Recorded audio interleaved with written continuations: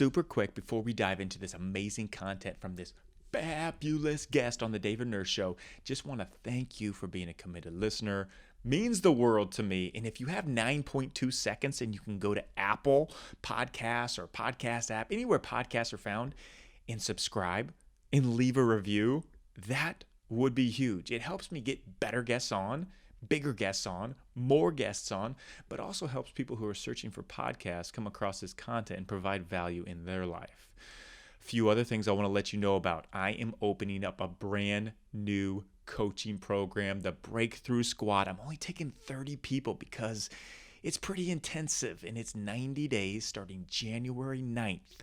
You can go to davidnurse.com for more info, or just message me. Hit me up on social media. I will respond to you. Trust me, I will.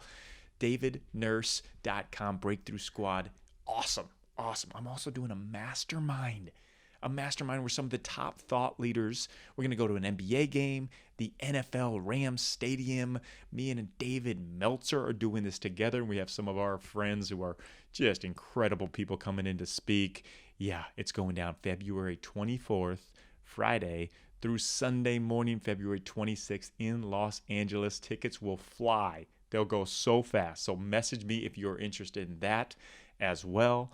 The coaching program, the mastermind, and just reach out to me. If I can help you in any way, please let me know. I would love to. It's my passion. It's what I'm juiced up about. Okay, now check out the podcast. Let me know how you like it, and send me any questions for when I do the next Q&A. I'd love to hear from you. Have an amazing, amazing day. Special episode here today. My next book coming out, my third book, is coming out in the spring of 23. Date will be announced very soon, but I want to give you some tidbits of what's coming up, some little previews into it. And this is the second in the series of taking action. So the book is all about taking action and the 9 things that hold us back from taking action. Like the first one that we did was fear of other people's opinions. You can go back in the podcast, The David Nurse Show, and listen to that. And where I break down the brain science behind it. Why do we fear other people's opinions? The heart, why do we feel it and allow ourselves to fear other people's opinions? And then some tools to overcome this. In the book, there's a lot more. There's incredible stories from people in history who struggled with the same exact thing and ended up taking the chance, taking action, and literally changing the world. So, today's episode is about being burned by the past. This is called the burned. So, have you ever had that feeling where you feel like, man, I just can't do it? I'm not going to take the next step. I'm not going to step out again because something in the past burnt you. You felt like, man, I put myself out there. Whether it's maybe a relationship that happens a lot. Oh, I put my heart on the line and my heart got broken. Welcome to everybody ever in a relationship in life. It happens, but you put yourself back out there. Or take a chance to step out in faith that you believe in yourself and you fall flat on your face. It's the only way you learn. It's the only way you grow. And I'm going to show you today why the brain, why the heart holds us back from taking action because of being burned by the past, and how you can actually work through this. So it relates to all of us. Some of you, this will resonate even like very, very deep with. You'll see. So, the brain. Being burnt by the past is a form of trauma. And when you experience a traumatic event, adrenaline rushes through the body, engulfing the amygdala. And the amygdala then holds the emotional significance of this event, acting as an internal compass, advising you to avoid similar future scenarios. So one of my favorite feelings in the world, it's getting a great night's sleep on cozy and comfortable sheets and blankets. And for me and my wife, that is absolutely Cozy Earth. Cozy Earth, more comfortable than cotton. It's made from bamboo. And get this, it has been featured on Oprah's favorites list. Favorites list for the last 4 years in a row. They even give a 100-night sleep test. It means you can try them out for 100 nights, and if you don't like it, you get fully refunded. It's high quality, so cozy, so comfy, you won't want to get out of bed. And now I teach people to just jump out of bed. But with Cozy Earth, you ain't going to want to get out of bed. And what they're doing for my listeners is incredible. Never been done before. 40% off. Are you kidding me? 40% off.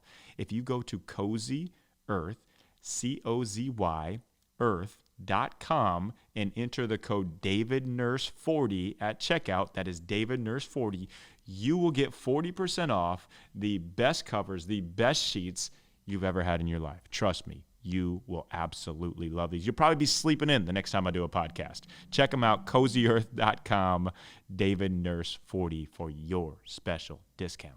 So the amygdala is the part of the brain that holds us. A traumatic event, it's going to be held in that amygdala area of the brain. And this is the compass. We don't want to be hurt. Our brain is trying to keep us safe, avoid these similar scenarios when they arise. And this is why it's so difficult to put yourself out there, literally why it is. So think about this. Your brain is a picture reel of memories. That's what your brain is. Each picture is stored in the prefrontal cortex, where the rational decision-making area of the brain occurs. If the trauma triggered is ignited, so if you have this feeling of the trauma that you had in the past, our prefrontal cortex gives us 3 decisions to make: fight, flight, or freeze. While these actions support survival, none of these 3 choices are ideal for long-term growth. And that's what our brain is telling us to do, because remember, it wants us to be safe. So the only way to overcome past trauma is to desensitize the emotional response to the trigger, which is the tool I'm going to give you later on. Now, this really comes into play when we have these moments in our lives that I call the what ifs.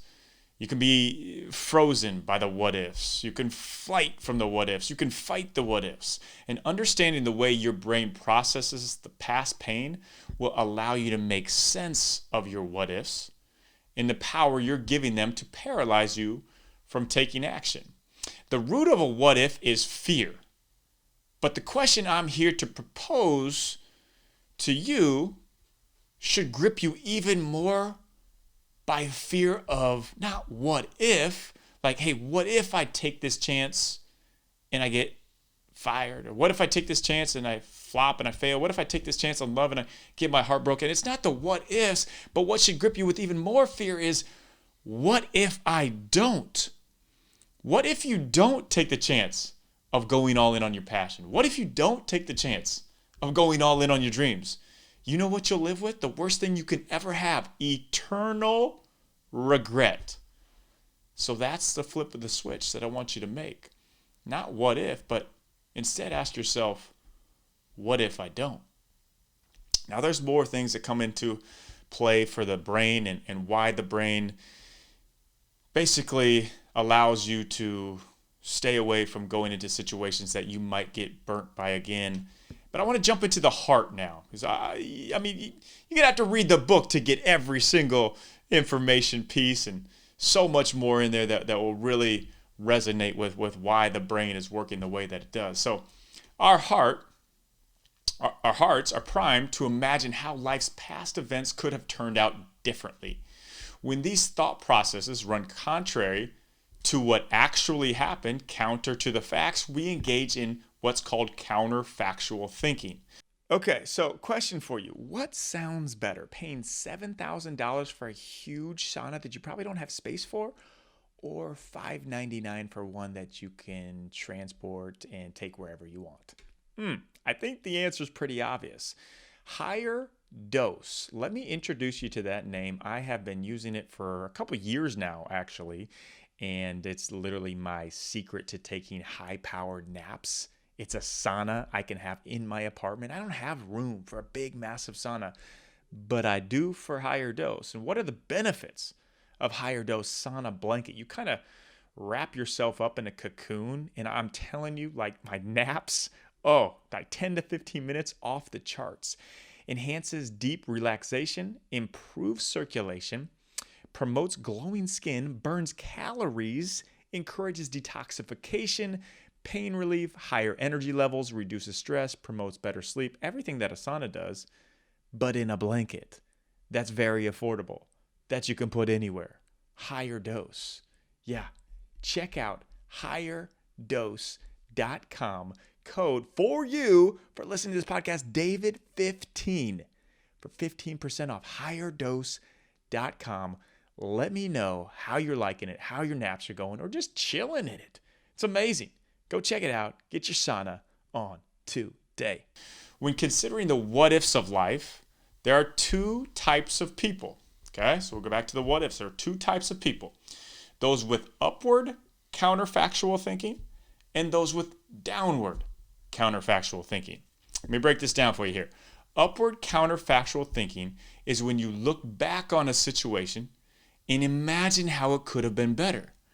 It's always second guessing your past choices. This type of thinking makes you believe that if you would have made different choices, your life right now would be improved. It's kind of like I think sometimes, like I was being recruited by Yale University out of high school, and I didn't want to go to there because they didn't give basketball scholarships. So sometimes I'll find myself thinking this upward counterfactual thinking of, well, what if I would have went to Yale? Like, would have been at a better place, would have been financially better, would have been at a higher ranking, who knows? And those what ifs are debilitating if you allow them to control and drive your life. So examples would be, what if I would have told my significant other who I truly am? What if I wouldn't have told my significant other who I truly am? She wouldn't have ended that relationship. What if I wouldn't have put so much time into helping my boss after they said they would give me a raise? I could have had time to start my own business. What if I wouldn't have gone into a business deal with my family member? My life would be so much freer now. As we already know, the what ifs can be absolute killers, but when looked at with a fresh perspective, they can actually be life givers. Downward counterfactual thinking, the second type of people, is when you look back on the what ifs of a situation and you can see how things could have actually been worse. It's a perspective pivot, a perspective shift. Therefore, you're confident you made the right choices. Back to the Yale situation, what if I would have went to Yale? Maybe I would be working in some corporate job that I despise because everybody else was going there from Yale. Wouldn't have met my wife, wouldn't have been able to live in California and do what I do. That's downward counterfactual thinking. You believe if you had made different choices, then your life wouldn't be as good as it is right now. And that is an extremely, extremely powerful perspective shift. So think about that. When you're looking back on the what ifs, are you upward counterfactual thinking and you're blaming the past for where you are now? And you're saying, man, if I only would have, what if, it's going to drive you nuts. Or you look at it as a way of downward counterfactual thinking and think, well, if I would have done it differently, I wouldn't be where I am today. And the point of this all, like, honestly, in the heart, like, God has that plan. We have to trust that he has the ultimate plan, because if you think you have the ultimate plan, it's never going to go the way that you map it out. Downward counterfactual thinking over upward counterfactual thinking. Okay, now I'm going to give you a tool for how you can overcome being burned by the past. You can literally implement this into your daily routine, into your life, to overcome this feeling of burn, to overcome the what ifs. Here it is. It's called Nice to Meet You, Little You. It's the reverse alter ego. You've probably heard of Batman, Bruce Wayne's alter ego, or the Black Mamba, Kobe Bryant's alter ego, or maybe even Sasha Fierce, Beyonce's stage name alter ego. But what if I were to tell you the same concept used to create the alter ego can be used to detach the present you that you're feeling right now, from the you of the past? Check this out. Adopting an alter ego is a form of self-distancing. Rachel White, a professor of psychology at Hamilton College, explains self-distancing gives us a little bit of extra space to think rationally about the situation. And in a study done by Professor Ethan Cross of the University of Michigan, participants were asked to think about a challenging event in the future, such as an important exam, in one of two different ways. The groups were separated into two different conditions: immersed and distanced. The The immersed group was told to look at the challenging event from the inside as if they were going through it. The distanced group, now here's the key, was told to view the challenging event as if they were a fly on the wall watching as an onlooker. So one was going through it, one was viewing it from a distance. And the results were drastic, showing those with a distance viewpoint felt much less anxiety about the event compared to those that were immersed, those that felt they were going through it. Why is this so important? If you view the younger you, the one who got burnt by the past, from the outside looking in, not as an immersed feeling of yourself, you're able to separate the person you were when you were incurred by past trauma from the person you are today. That's very important. You are able to separate the person you were when you incurred that past trauma from the person you are today. The reverse alter ego allows yourself to free yourself of the burdens you have carried from your childhood. The kid who was verbally abused by their parents, that's no longer you. The high schooler who was made fun of in school, no longer you. The adult who was lied to by their business partner, that's no longer you. The husband or wife who was cheated on by their spouse, that ain't you. Today you have officially given yourself permission to distance yourself from the you who was burned. That is in your past. It does not define your present, nor does it determine your future. So here's the action step I want you to take today to make this happen. Implement it into your routine. Give yourself a reverse alter ego name. Give yourself a different name. For example, mine is Little Davy. I know that sounds goofy. It makes me laugh even right now when I say it out loud. That's who I was when I was younger, not today. I even use Little Davy for mistakes I made a few years ago. Like, that's not me. I've learned from that. That is a completely different person. That was years and years ago. Like, I'm a new person. That was Little Davy. Things that happened in the past, Little Davy. Not David. That's who I am today, the here and now. Little Davy, that was the past. So what's your reverse alter ego name? Decide what your name is going to be and begin to use that anytime you find yourself thinking negatively about the past mistakes you've made. It's not you. It's not your current name. It's a name and a reverse alter ego that you've given yourself. And talk about it. Like, what is that past trauma you need to reframe? Just let it go. Say it out loud. Say that past trauma out loud and then put in that reverse alter ego, that Little Davy, for you. And bonus points if you do this to all past traumas, because we hold on to those traumas until you give yourself permission to release them. All right, there's more action tools. There's more stories. The chapter is more dense and has a lot of value. This is the burnt by the past, why this holds us back from action. Be ready for another episode to come out as we lead up to the book launch in the spring of 23. I'll let you know when that is coming too. If you find value from this podcast, please take the 11 seconds that it takes to leave a review. Subscribe to the David Nurse Show. Leave a review. Hit a star rating, whatever you think it is. This allows more people to see this podcast and be able to take the positive benefits from it. Thank you very much. And remember, take action.